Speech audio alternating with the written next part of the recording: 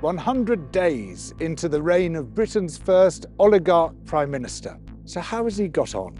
And what has he done for us? Sunak has two great advantages. He's not Liz Truss, he's not Boris Johnson. So he's been given a certain amount of leeway because he's a more plausible and presentable Prime Minister than them. But what we've seen from his first 100 days is that he's just as deadly to our common welfare and our common interests. His is a government of plutocrats. And what he has done is to promote the plutocratic worldview at every possible opportunity. We see the Tory party chairman, Nadhim Zahawi, accidentally forgot to pay £3.7 million in tax to the Exchequer while he was Chancellor of the Exchequer. Extraordinary situation, and even so, Sunak defended him. It took a whole 2 weeks of relentless pressure, bad publicity, and an ethics advisor for Sunak to be forced to act. It might not be hard to explain Rishi Sunak's insouciance towards Nadhim Zahawi's avoidance of some of his tax obligations when he was Chancellor, because when Rishi Sunak was Chancellor, his wife enjoyed non-dom status and probably avoided paying around £20 million in taxes to the Exchequer, of which he was Chancellor. We have a government which fiercely prosecutes benefits cheats, but lets tax cheats off the hook. We're watching you. Benefit fraud is a criminal offence. Benefit thieves, it's not if we catch you, it's when. You're 23 times more likely to be prosecuted if you're caught fiddling benefits than if you're caught fiddling tax. And yet, tax fraud costs us 9 times as much as benefits fraud. You can see who the government serves, and the case of Nadhim Zahawi perfectly illustrates the fact that despite the apparent plausibility and presentability of Rishi Sunak by comparison to his predecessors, the old formula still holds. What the very rich want is what the very rich get, even when it's directly opposed to the interests of the rest of us. One of the things Sunak has done is deliberately to pick a fight with the unions, to force them to strike by nixing negotiations over pay and conditions. And Sunak wants to do this because he thinks that strikes will turn people against the unions, against the labour movement, and into the arms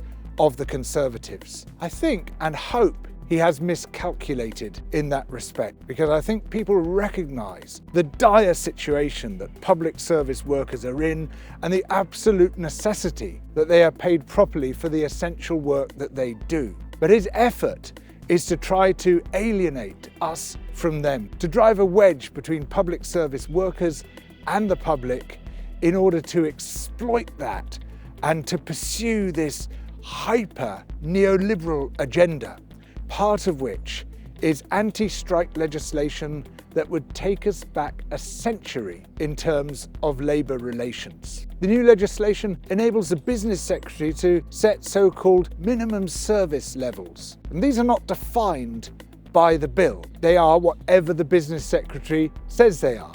So he can, in effect, ban strikes altogether arbitrarily. He can just decide there will be no industrial action, and anyone who takes industrial action is breaking the law.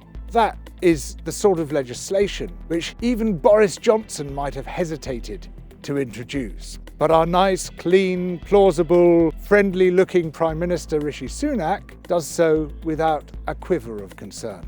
You can always tell when a government has outstayed its welcome when it starts coming up with truly preposterous ideas. Idiotic proposals like everyone should be forced to study maths until they're 18. He knows it's completely unworkable. Of course it's not going to fly. But it's the sort of dead cat policy which distracts people from his failures in other areas. Failures mounting up to the point at which millions now face destitution. We are seeing in real time the near collapse of public services, a massive crisis in the NHS, schools in England being pushed to the brink of bankruptcy, and Sunak says nothing. He doesn't intervene, he just disappears. Occasionally, some hapless government spokesperson will be thrown in front of the cameras to take his place, and a lot of the time it's just completely ignored. Like the crisis in the NHS, just let's not talk about it. Now that suggests someone who is deeply unsure of themselves. It suggests someone who knows that if they were to try to defend such positions, they wouldn't have a hope of doing so. And Sunak's policy seems to be to keep as low a profile as possible and hope that no one notices just how outrageous the policies over which he presides are, and no one brings those policies back home to where they really belong, to where they originate, which is with the Prime Minister. It might be surprising that a Prime Minister seems so detached from the needs of the nation, but perhaps it is less surprising when you realise he has hundreds of millions of pounds worth of assets. Part of it, his family assets inherited from his wife's father, part of it, his ill-gotten gains from, well, who knows what exactly he was doing in the financial sector. And this huge amount of money insulates him from the sort of crises that the rest of the nation faces. He was asked whether he uses private health care, and he refused to answer that question. He said it was irrelevant. So I think we know what the real answer is. And of course, when you've got a government which can absent itself from the public services over which it presides, it has no incentive to ensure that those public services actually work. It represents a whole class of people who use no public services except perhaps the roads when they're not in their helicopters. And Tory governments always put money into roads because even Tories use the roads, but not into public sector health or public sector education or all the other services on which the rest of us rely. So who's going to hold these people to account? The BBC, perhaps? Oh, whoops. The chairman of the BBC is a major Tory party donor, heavily involved in the lobby groups which shape Tory policy, and it turns out he helped arrange an £800,000 loan to Boris Johnson, soon after which he was made chairman of the BBC. So we have an entirely impartial, neutral arbiter of how government malfeasance should be covered. So often we say words like sleaze or cronyism, when actually what we're talking about will be recognised anywhere else on earth as what it is: corruption. There are two groups of people who vote Conservative: the ultra-rich and those who have been conned by the ultra-rich.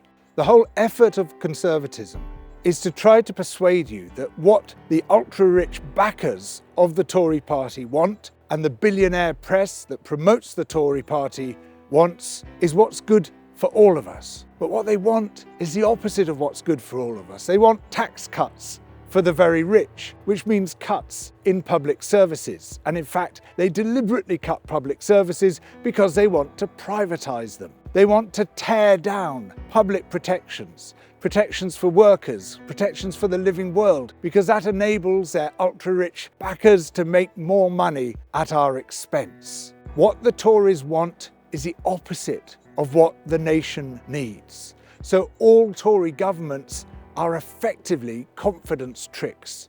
They have to lie to us to get into power, and they have to lie to us to retain power. And it doesn't matter if the Prime Minister is Boris Johnson or Liz Truss or Rishi Sunak, the effect is the same.